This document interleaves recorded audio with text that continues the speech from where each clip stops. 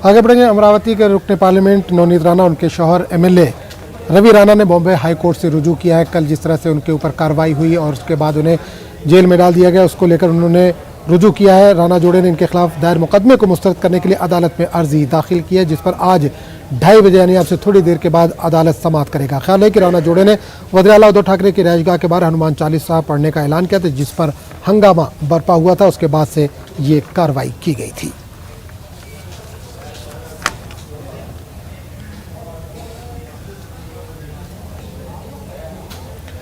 तमिलनाडु की यूनिवर्सिटियों में अब वाइस चांसलर के तकर्रुर का इख्तियार खुद रियासती हुकूमत को होगा।